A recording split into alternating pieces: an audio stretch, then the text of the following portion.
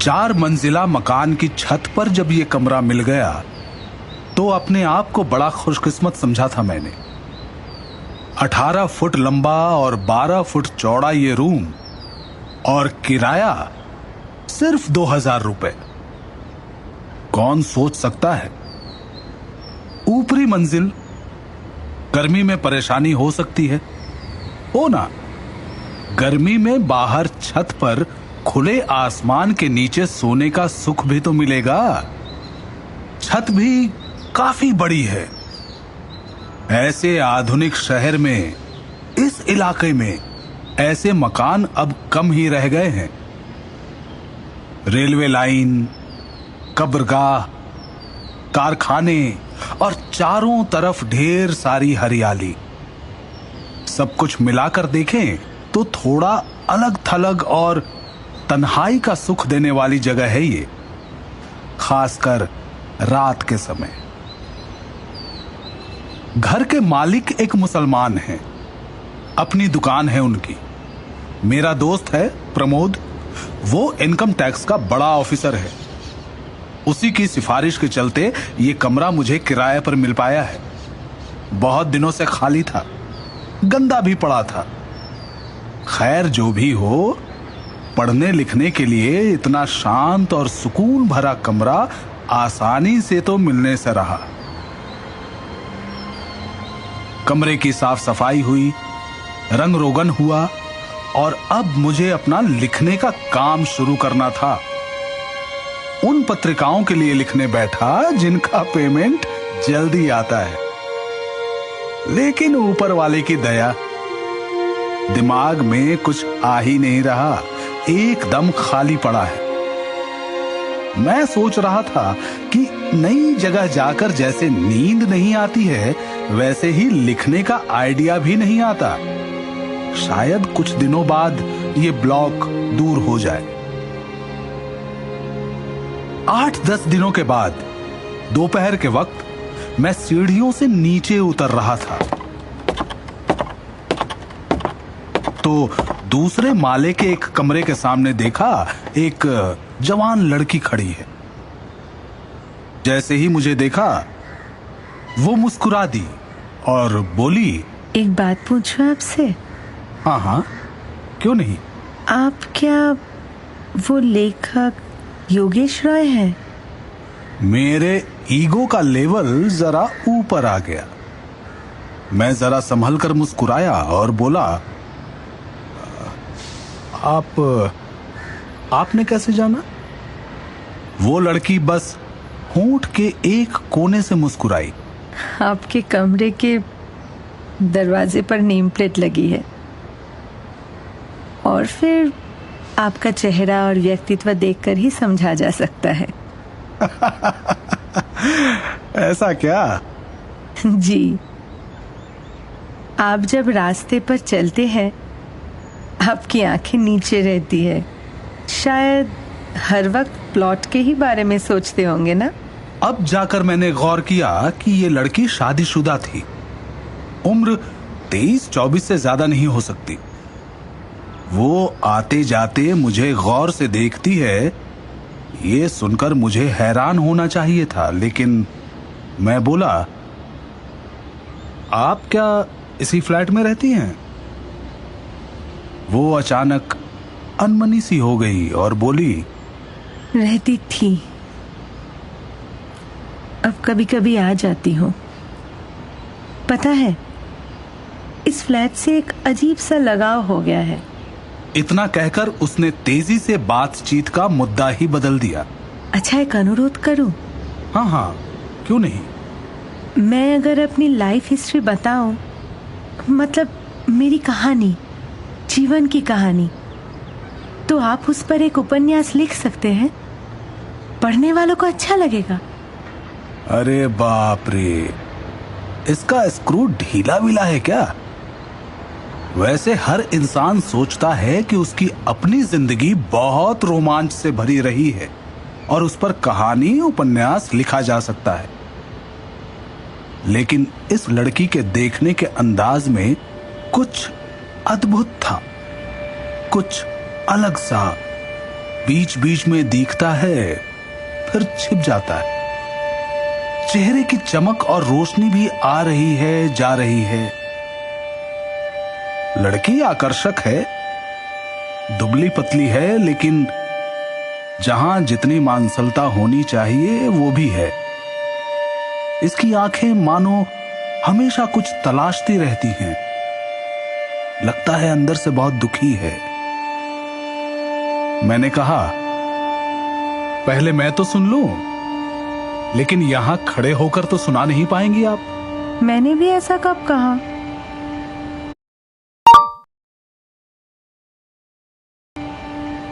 अगर ऐतराज ना हो तो आपके कमरे में भी जा सकती हूँ। हाँ, सचमुच इसका दिमाग सरका हुआ है। मैंने हिचकते हुए कहा, लेकिन अभी तो मैं जा रहा हूं। उसने कुछ कहने के लिए अपने होंठ हिलाए ही थे कि पीछे से किसी के दरवाजा खोलने की आवाज आई। मैं पीछे घूमा। इस बिल्डिंग में रहने वाले दूसरे लोगों से अभी तक मेरा परिचय हुआ नहीं है, तो थोड़ा अजीब सा लगा। इस तरह एक लड़की के साथ खड़े होकर बात कर रहा हूं, पता नहीं किसको कैसा लगे। दरवाजा खोलकर एक सज्जन बाहर निकले। मुझे जरा शक की निगाह से देखा और पूछा, किसको खोज रहे हैं आप? मैंने कहा, किसी को नहीं, मैं वो चौथे माले वाले कमरे में रहता हूं। उस सज्जन ने मुस्कुराकर हाथ जोड़े और कहा, ओह, नए किराएदार हैं आप? क्या शुभ नाम हुआ आपका? मैंने कहा, जी योगेश रॉय। उन्होंने कहा, अच्छा, नमस्ते, मैं हरमेश माथुर। इतना कहकर उन्होंने उस दरवाजे की तरफ देखा जिसके सामने खड़े होकर मैं उस लड़की के संग बातें कर रहा था। फिर अपनी आंखों के इशारे से ही उस तरफ दिखाते हुए कहा, अब मनोज जी के साथ परिचय हुआ या नहीं, या फिर पहले से ही जानते थे उन्हें? इस बीच मैंने घूम कर देखा, वो लड़की वहां नहीं है। पता नहीं कब इसी बीच चुपचाप अपने फ्लैट के अंदर घुस गई। लगता है इस मनोज जी के फ्लैट में उसका आना जाना है।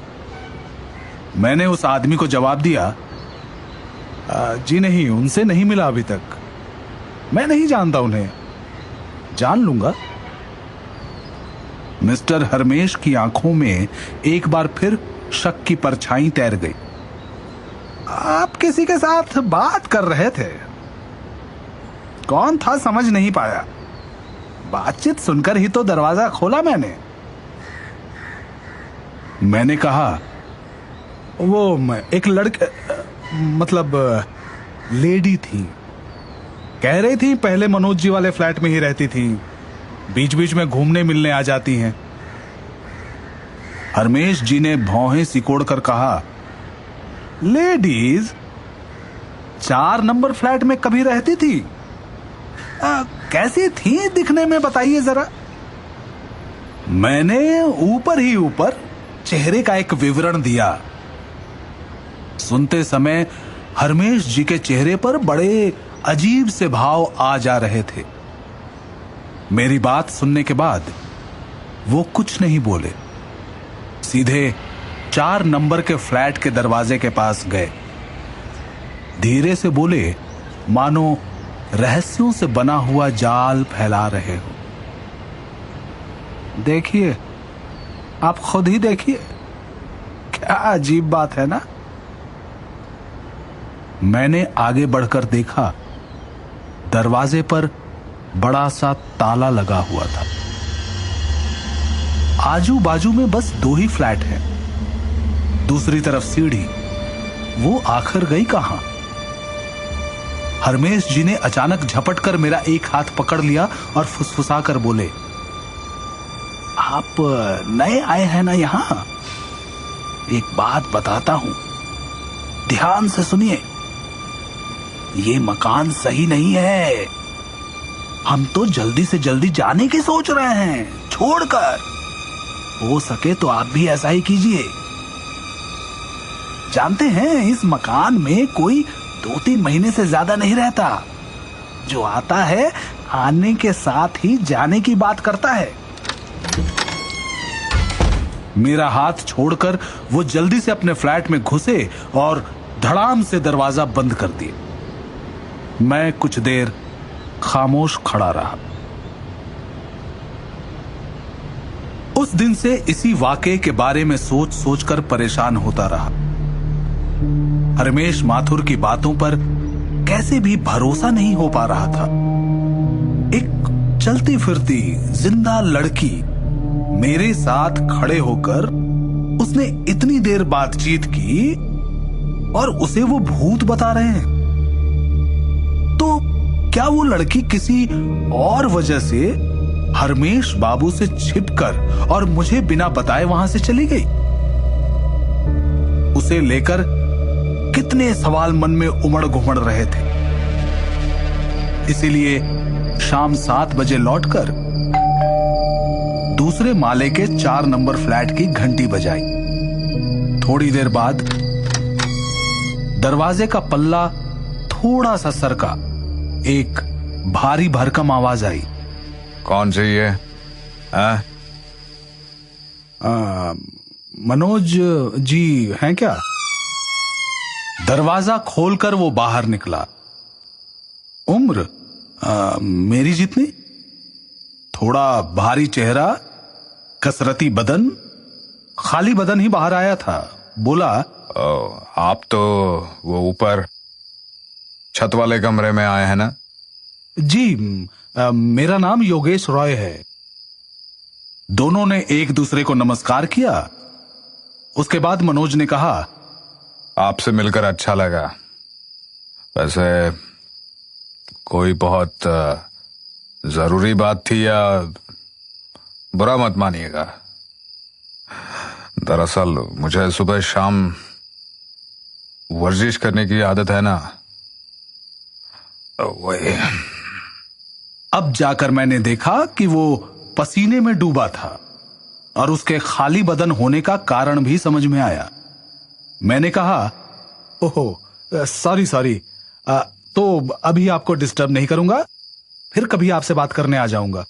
आए हैं तो कम से कम हिंट तो दे ही सकते हैं। नहीं, आप अपनी कसरत कर लीजिए। इतना कहकर मैं ऊपर चला आया। खुली हुई छत पर खड़े होकर अपने कमरे की तरफ देखा। अंधेरी छत के एक कोने में वो भुतहा कमरा ही लग रहा था। सिहरन सी हो रही थी। सोचा, कल से कमरे के बाहर एक लाइट लगा दूंगा। शाम के अंधेरे में छत पर चोर डकैत भी छिपकर बैठे रह सकते हैं। ये इलाका इन सब के लिए जरा बदनाम भी है। इसी बीच एक बात आई दिमाग में। थोड़ी सी बेचैनी भी हुई अंदर अंदर। मनोज कसरत वर्जिश करता है, छत का दरवाजा तो टूटा हुआ है, तो मनोज तो छत पर आकर भी ये सब कर सकता है। क्यों नहीं आता? मैंने जितने भी लोगों को योगा, कसरत ये सब करते देखा है, वो लोग तो ऐसा ही करते हैं। उस अंधेरी छत पर ऐसे ही सोचते सोचते और भूत खोजते खोजते झटपट अपने कमरे का ताला खोलकर अंदर आया और बत्ती जला दी। डर काफी हद तक जाता रहा। बिस्तर पर पैर लटकाकर बैठ गया और दोपहर को हुई उस लड़के से मुलाकात की बात, उसका हर पहलू फिर से याद करने लगा। उसके अंदर मैंने भुतहा कुछ देखा हो, ऐसा तो मुझे याद नहीं आता। हाँ, जरा सा स्क्रू ढीला तो मुझे जरूर लगा था। एक और बात, रास्ते से जाते हुए उसने मुझे कब देख लिया? एक के बाद एक 2 सिगरेट फूंक गया।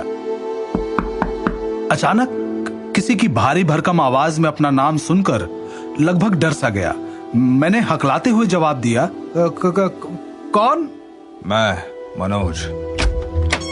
मैं बाहर निकलकर बोला, आइए आइए, बड़ा अच्छा लगा आप आए। आप हंसना चाहें तो हंस सकते हैं, लेकिन ये सच है कि छत के उस भूतहा कमरे में एक कसरती बदन वाले शक्तिशाली पहलवान की मौजूदगी से मेरे अंदर हिम्मत बंध रही थी। मनोज भाई ने कहा, जय बजरंगबली। अरे यहां तो अंधेरा है एकदम। हाँ? एक काम कीजिएगा, लाइट वाइट लगवा लीजिएगा, समझे? कम से कम 2, एक तो दरवाजे के ऊपर और दूसरी उस सीढ़ी के वहां, ठीक है ना? मनोज भाई ने कमरे की चीजों को तारीफ भरी नजरों से देखा और कहा, वाह, सब कुछ बदल कर रख दिया आपने। चलिए बताइए कुछ अपने बारे में, करते क्या हैं आप?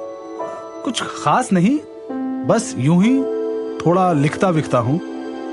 मनोज ने मेरी बात जैसे छीन कर कहा, इसीलिए योगेश रॉय। ये नाम कितना सुना सुना लग रहा था। आप ही है वो? अरे कुछ ही दिन पहले तो प्रेम तरंग मैगजीन में आपकी कहानी पढ़ी थी। क्या थी? तेरे प्यार में डूब गया। क्या किस्मत है मेरी। मैंने घर आए मेहमान की आवभगत में चाय बनाने की सोची। चाय की केतली चढ़ाई और बोला, आप क्या करते हैं भाई? दरबानगिरी कह सकते हैं। एक फर्म का सिक्योरिटी ऑफिसर हूं। फैमिली के साथ हैं या अकेले? आप ही की तरह एकदम इकल्ला। ओह, फैमिली को बाद में बुलाएंगे।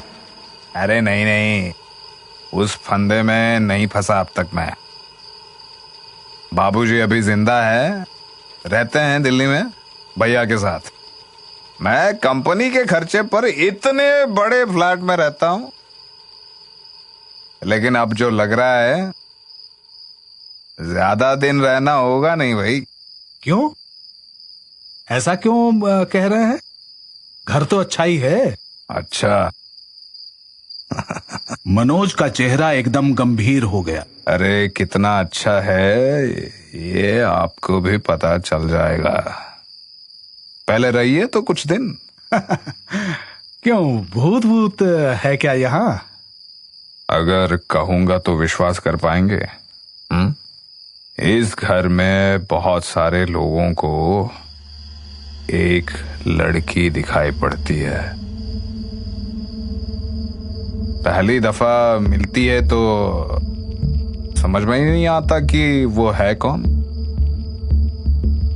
भाई साहब, मैंने भी शुरू में सुना तो भरोसा नहीं कर पाया था। उसके बाद एक छुट्टी वाले दिन अचानक दोपहर के वक्त किसी ने कॉलिंग बेल दबाई।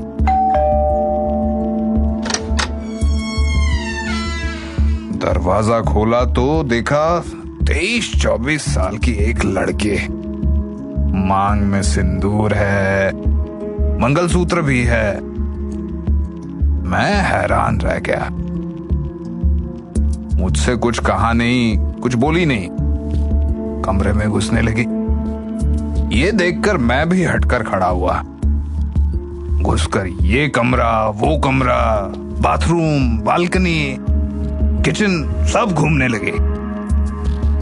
मुझे तो काटो तो खून नहीं। जैसे तैसे पूछा, अरे कौन है आप, बात क्या है? नमस्ते। भाई साहब, बताऊंगा तो आप यकीन नहीं कर पाएंगे। मेरा सवाल सुनकर ना कैसी ठंडी निगाहों से मुझे देखा और हंस दी। उसकी हंसी देखकर तो दिमाग एकदम। फिर क्या कहती है जानते हैं? बोली। मैं ना जी इसी फ्लैट में रहती थी, लगाव सा हो गया है, इसीलिए देखने आई हूँ। नाम पूछा तो बोली सुनीता। बोली न्यू कॉलोनी की तरफ कहीं रहती है। उसके बाद पता है वो मैडम जी बाथरूम में घुस गई। अब घुसी तो घुसी, निकलने का नाम ही ना ले। 1 घंटा हो गया। मैंने सोचा अंदर ही मिर्गी विर्गी आ गई क्या। बाथरूम के दरवाजे पर दस्तक देने गया तो देखा वो अंदर से बंद ही नहीं है। हल्का सा धक्का लगते ही खुल गया। उसके बाद क्या देखा? एक डेड बॉडी। हाँ? मतलब एकदम नंगी डेड बॉडी। वही लड़की। गला कट चुका है, तब भी खून बह रहा है। पूरे बाथरूम का फर्श खून से लाल। मैं तो भाई साहब आप देख ही रहे हैं, हिम्मत वाला आदमी हूं, स्ट्रॉन्ग नर्व है। आंख बंद कर ली, फटाक से खोल कर देखा तो बाथरूम में कुछ भी नहीं। लगा जो भी देखा सब गलत था। हेलुसिनेशन के अलावा कुछ भी नहीं था। मनोज खामोश रहा। थोड़ी देर बाद मैंने ही बात को आगे बढ़ाने के लिए पूछा, उसके बाद? हाँ, उसके बाद मैं हिलते डुलते अपने बेडरूम में लौट आया। लगा फिर से हेलुसिनेशन। देखा सुनीता मेरे बिस्तर पर बैठी है और मुस्कुरा रही है। मैं भी चिल्ला उठा और गरज कर बोला, भूतनी कहीं की, इतनी मजाल? हाँ?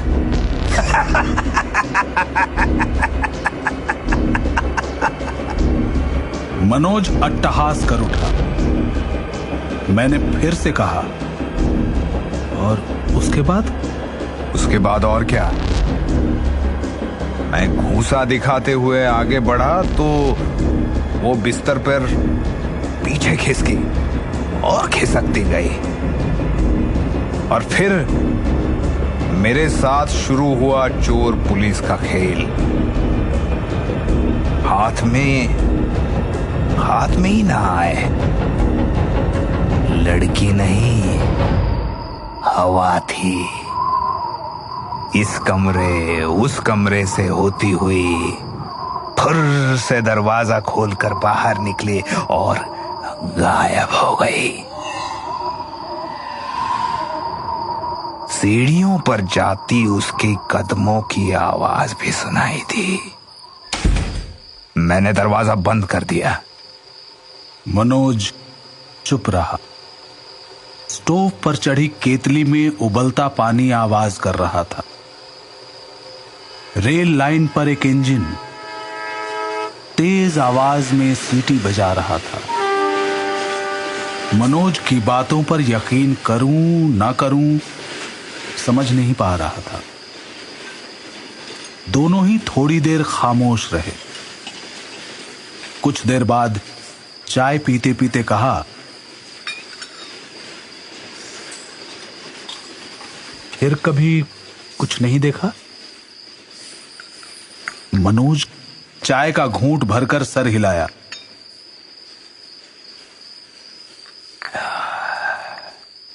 हां में या ना में ये नहीं समझ सका मैं बोला, आप तो बड़े हिम्मती हैं भाई, बाथरूम में जाते समय डर नहीं लगता अब? मनोज हंसकर बोला,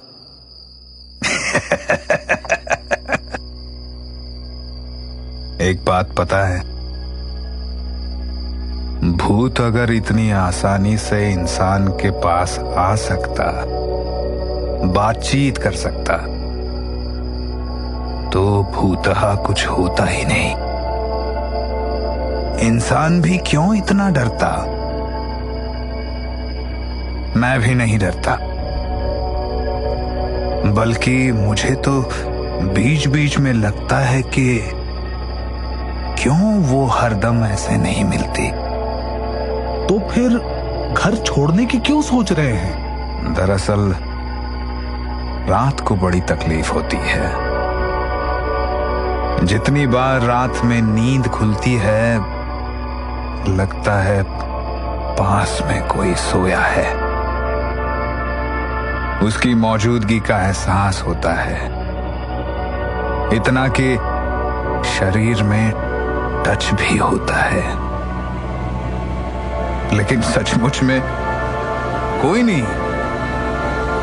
यही सबसे अजीब परेशानी है।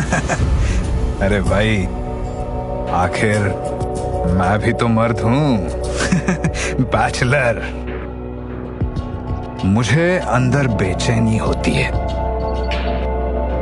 एक लड़की बगल में लेटी हुई है,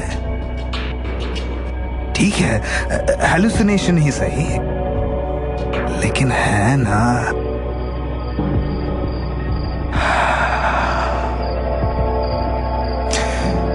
एनीवे, अच्छा, अब चलूंगा मैं। आप कह रहे थे कुछ कहना है? कुछ और नहीं, बस इसी बारे में। आपने कैसे जाना? हरमेश जी कुछ कह रहे थे क्या? नहीं, आज दोपहर को सुनीता के संग आपके फ्लैट के सामने। ओ, समझ गया। लेकिन मुझे लगता है सुनीता आपको कोई नुकसान नहीं पहुंचाएगी। आप मन से डर दूर कर दीजिए, तो डरने की कोई बात ही नहीं है।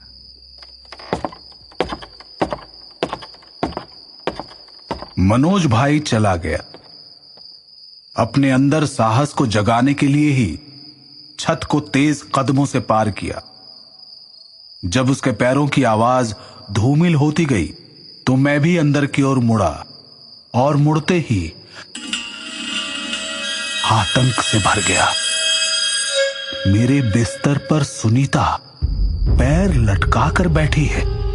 एक सुनहरे रंग की बनारसी साड़ी पहनी है उसने, शरीर पर गहने लदे हुए, जूड़े में फूल लगा हुआ, बिल्कुल किसी नई दुल्हन की तरह लग रही थी।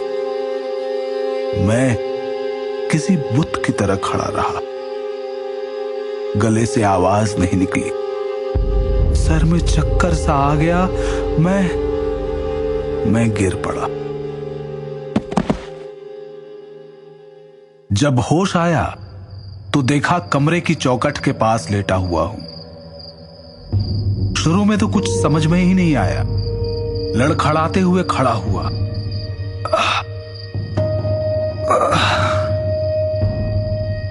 कमरे में वैसे ही लाइट जल रही है,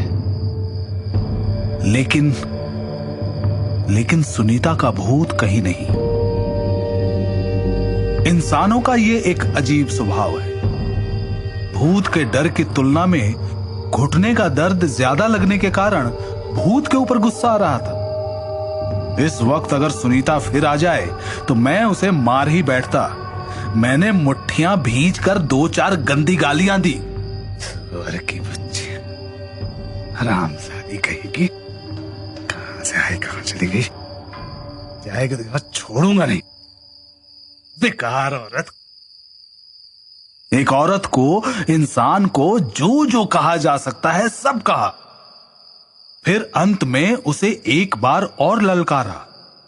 फिर कभी यहां आसपास दिख गई ना तो तुम्हारे पैर तोड़ दूंगा, कमीनी कहीं की।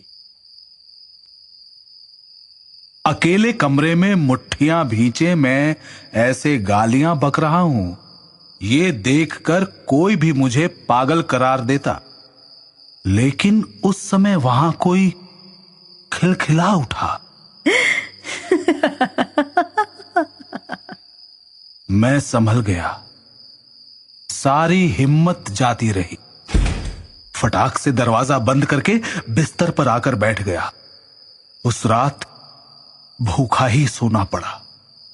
बाहर जाने की हिम्मत नहीं हुई। लेकिन उस रात और कुछ नहीं हुआ। एक टैबलेट खाकर किसी मरे हुए की तरह सो गया। सुबह सीधा मिलने गया मकान मालिक मंसूर साहब से। मेरा रूप देखकर वो थोड़ा चौंक कर बोले, तबीयत नासाज है क्या अफसाना निगार साहब? तशरीफ रखिए। मैंने सीधा सवाल किया, 2 तल्ले के 4 नंबर फ्लैट में किसी औरत का खून हुआ था ना मंसूर साहब? मामला क्या था जरा बताएंगे? मंसूर साहब थोड़ी देर मुझे देखते रहे, फिर हंसकर बोले, हाँ, लेकिन वो तो 1 साल पहले की बात है। पुलिस भी किसी नतीजे पर नहीं पहुंच पाई थी। केस बंद कर दिया गया था। क्यों पूछ रहे हैं मियां? मैंने कहा, उस औरत का नाम सुनीता था ना?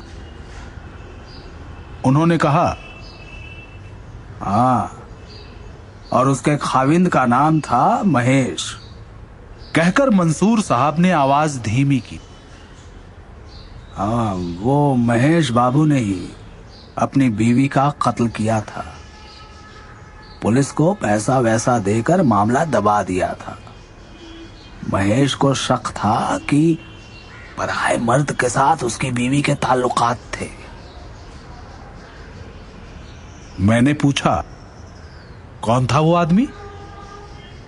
मंसूर साहब ने कहा, देखिए बरखुरदार, हमने तो सिर्फ अपने कानों से सुना, देखा कुछ नहीं। कोई गौतम था, उसी के साथ नाजायज। एक रोज महेश ने रंगे हाथों पकड़ लिया, झगड़े भी हुए। लेकिन अभी क्या हुआ? मैंने कहा, कुछ नहीं, सिर्फ जानना चाहता था। मैं उठ खड़ा हुआ। मंसूर ने हंसते हुए कहा, समझ गया, आप अफसाना निगार, अफसाने का प्लॉट। बैठिए बैठिए मियां, चाय पीकर जाइए। फिर से बैठना ही पड़ा। मैंने अब उन्हें बताया भूत की करतूतों के बारे में। मंसूर साहब ने मेरी बात हवा में उड़ा दी। मैं जानता था वो तवज्जो नहीं देंगे। उन्होंने माना कि भूत के डर से लोग भागते हैं, लेकिन कारण पास ही जो कब्रिस्तान है वो हर समय किसी न किसी का जनाजा जाता है नीचे से। फ्लैट से दिखता है उन लाशों को कब्र में दफनाया जा रहा है। ये सब देखकर किराएदार घबरा जाते हैं। मैंने बातों बातों में जानना चाहा, अच्छा वो महेश कहां रहता है? मंसूर साहब ने कहा, आसपास ही कहीं था मकान उसका। आप दरवान से दरियाफ्त कर सकते हैं, एक दफा उसे पता हो सकता है। क्योंकि घर छोड़ने के बाद महेश बाबू की जो चिट्ठियां खत आते थे वो दरवान ही जाकर दे आता था। दरवान से पूछकर भी महेश का पता नहीं चला। अपना नया घर भी वो छोड़ चुका है। उसका कोई बिजनेस फर्म है इंपोर्ट एक्सपोर्ट का। जीपीओ के पास उसका ऑफिस है। ऐसे कैसे खोजा जा सकता है? मैंने भी सोचना छोड़ दिया। 2-1 दिन बाद मनोज भाई आए और ढेरों बातें की। सुनीता का भी जिक्र हुआ, लेकिन उसके पति या प्रेमी किसी को भी वो नहीं जानता। मनोज के बिस्तर पर सुनीता के लेटे रहने की बात भी उठी। हाँ, मनोज ने हंसते हुए कहा,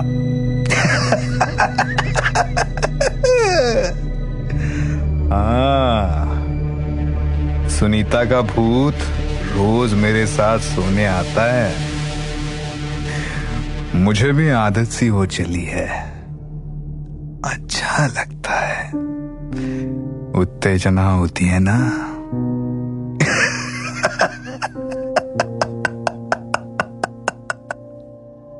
लगता है ये मोटे दिमाग का पहलवान मुझे ज्ञान पिलाना चाहता है कि उस जैसे मोटे ताजे पहलवान टाइप बॉडी बिल्डर ही लड़कियों को पसंद आते हैं। इसीलिए सुनीता मरने के बाद भी उसके ऊपर मरती है और रोज उसके बगल में सोने आती। क्या सोचता है ये अपने आप को? गंवार, उज्जड और किसे कहते हैं। रात को सोने से पहले मैं मन ही मन बोल रहा था, मैडम जी, ओ सुनीता देवी, एक बार आ जाओ। मैं कुछ नहीं कहूंगा, गाली वाली भी नहीं दूंगा। तुम अपना किस्सा बताना चाहती थी ना, आ जाओ। यार्ड के पास से जाती हुई ट्रेन सीटी बजाती गुजर गई। बहुत देर उसकी गूंज सुनाई देती रही। उसके बाद शायद कब्रिस्तान की ओर से हवा चली और इस मकान के ऊपर से बहती हुई चली गई। मैंने सोचा, क्या आसमान के तारों में रोशनी की लकीर बन सुनीता की आत्मा विचर रही है अभी? क्या मुझसे गालियां सुनकर अपमानित होकर ही वो दूसरे लोक चली गई? क्या फिर नहीं लौटेगी कभी? 4 नंबर फ्लैट से जुड़ी अपनी यादों को एक बार और महसूस करने।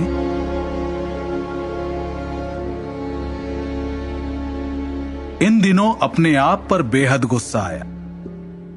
सुनीता एक नई दुल्हन के रूप में मुझे अपनी कहानी सुनाने आई थी और मैंने किसी बेवकूफ जैसा बर्ताव किया। उसे देखकर मुझे डरना नहीं चाहिए था। मरे हुए लोग जब जिंदा लोगों की शक्ल में आते हैं तब जान लेना चाहिए कि उनका इरादा डराने का नहीं है।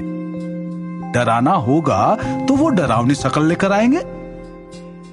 सुनीता भी तो इंसानी रूप में आई थी, जिस चेहरे के साथ कभी उसने जिंदगी जी थी।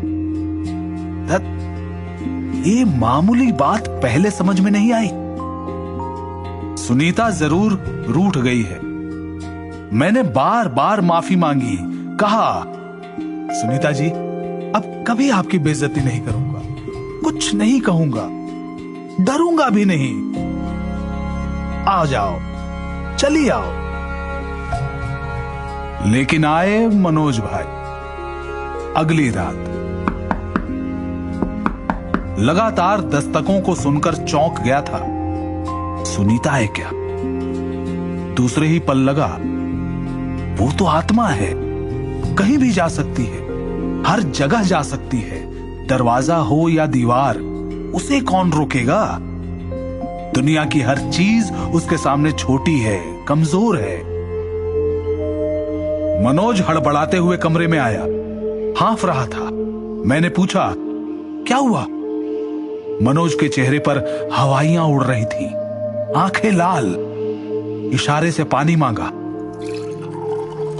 पानी पीकर कहा, सुनीता ने मुझे जोर से पकड़ लिया था, चिपट गई थी, नींद खुल गई, वो एकदम सीने से चिपकी हुई थी।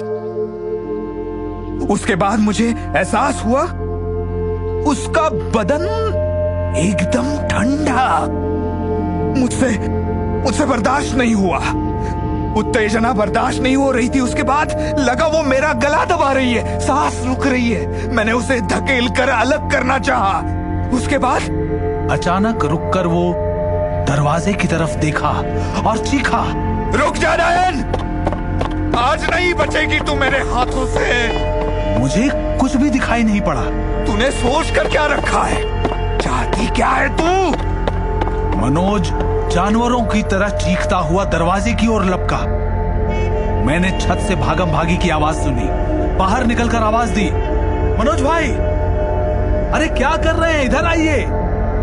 मनोज सीढ़ियों तक चला गया है, वो अभी भी गरजे जा रहा है। रुक जा, मैं तुझे दिखाता हूं तुझे।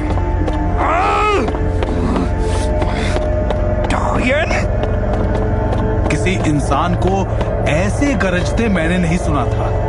मैंने सीढ़ी पर जाकर भी उसे पुकारा, मनोज भाई, ओ मनोज भाई। उसने सुना ही नहीं। मैं भी माजरा देखने के लिए नीचे उतरता गया। मनोज निचली मंजिल पर जाकर भी दहाड़ रहा है। भाग तू, नहीं जाएगी तू, दिखाता हूं। रुक रुक रुक रुक जा। फिर वो रास्ते पर चला गया। पीछे पीछे दौड़ते हुए मैं भी चिल्ला रहा था, मनोज भाई, मनोज भाई, मनोज भाई। रास्ता आगे जाकर रेल ब्रिज के नीचे से निकला है। मैंने एक सीढ़ी के नीचे से देखा, मनोज पास की सीढ़ी से होकर रेल ब्रिज के ऊपर चढ़ गया। लैंप पोस्ट की रोशनी में देखा, मनोज ने सिर्फ अंडरवेयर पहनी हुई है। अब जाकर इस ओर मेरा ध्यान गया। मैं फिर चिल्लाया, मनोज भाई, क्या कर रहे हैं आप? उसके बाद मैंने साफ देखा सुनीता को, लेकिन अभी वो किसी परछाई जैसी लग रही थी। वो थोड़ी दूरी पर थी। मनोज भी किसी छाया जैसा दिख रहा था। वो रेल लाइन के किनारे किनारे चला जा रहा था। उसके गले से अब घर घर की आवाज निकल रही है। मैं भी रेल ब्रिज के ऊपर आया। उस तरफ कब्रिस्तान है।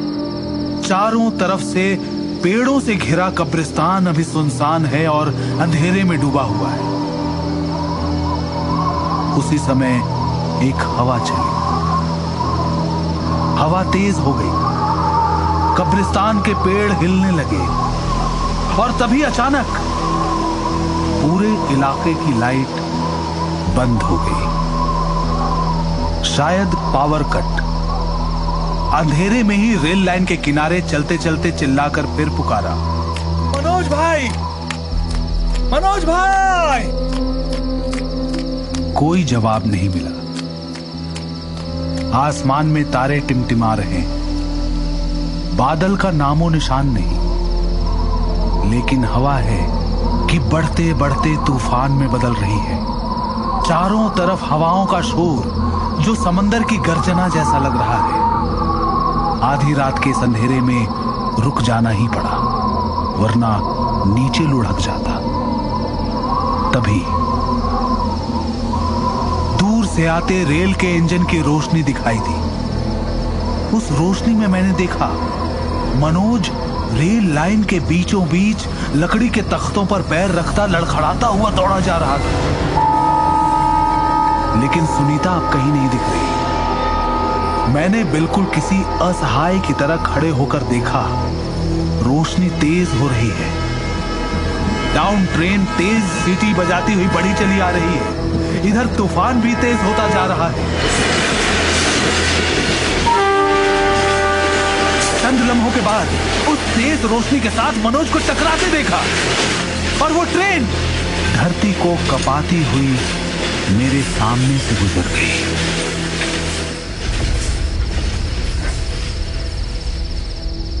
ट्रेन के जाने के बाद मैं थरथराते हुए वहीं बैठ गया, क्योंकि मुझे पता था कि मनोज के साथ क्या हुआ। कुछ देर यूं ही बैठे रहने के बाद लगा तूफान शांत हो चुका है। तब मैंने उठना चाहा। उसी समय किसी ने बिल्कुल पास से कहा, भैया। हाँ? हाँ? कौन? अंधेरे में रेल लाइन के बीच में वो खड़ी है। मैं सुनीता। आपको मैंने भाई कहा। हाँ बहन, सुना मैंने। मुझसे आप बहुत नाराज हैं, है ना भैया? नहीं तो नाराज कैसे हो सकता हूं? आओ बैठो यहां। तुमसे बहुत सी बातें करनी है। सुनीता परछाई बनकर ही खड़ी रही, बोली, बातें मेरे पास भी है। और भैया, मुझ पर एक उपन्यास तो आपको लिखना ही होगा। हाँ, लिखूंगा, लेकिन ये मनोज का क्या मामला था? देखा ना अपनी आंखों से, उसे क्या सजा दी मैंने। लेकिन क्यों सुनीता? अब भी नहीं समझ पाए? ओह हाँ, समझ गया। कहकर मैं खुद ही चौंक उठा। सुनीता, तुम्हारा कत्ल क्या मनोज ने ही किया था? हाँ भैया, उसका असली नाम गौतम है। वो मेरे पति का दोस्त था। एक दिन दोपहर को आ गया वो। मैंने बिना कुछ सोचे समझे दरवाजा खोल दिया, लेकिन मुझे अकेला पाकर टूट पड़ा मुझ पर। और उसके बाद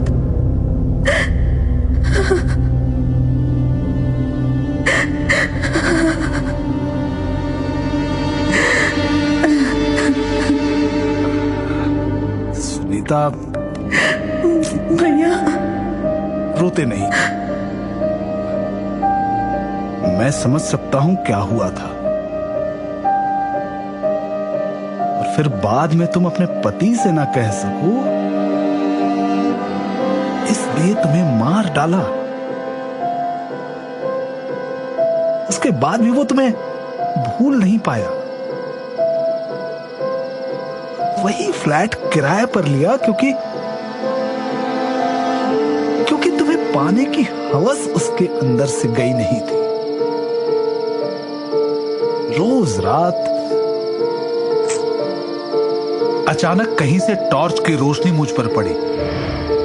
किसी ने जोर से पुकारा, ए, खबरदार, कौन है? मैं झट से दोनों हाथ खड़े करके बोला, फ्रेंड है, फ्रेंड। रेलवे ट्रैक के किनारे अंधेरे में बैठा हूं। एक पल में अगर यह अक्ल नहीं आती तो वो सिपाही मुझ पर गोली चला ही चुका होता। कनखियों से देखा, सुनीता की परछाई धीरे धीरे दूर जा रही है। दो बंदूकधारी सिपाही पास आए। एक हंसकर बोला, रोमांस कर रहे थे बाबू साहब? अरे ये सब करने की जगह है। जाओ जाओ यहां से, भागो वरना अरेस्ट हो जाओगे। बिजली वापस आ गई। पूरे इलाके की बत्तियां एक साथ जल उठी। गौतम उर्फ मनोज की लाश देखने अब सुबह ही आऊंगा।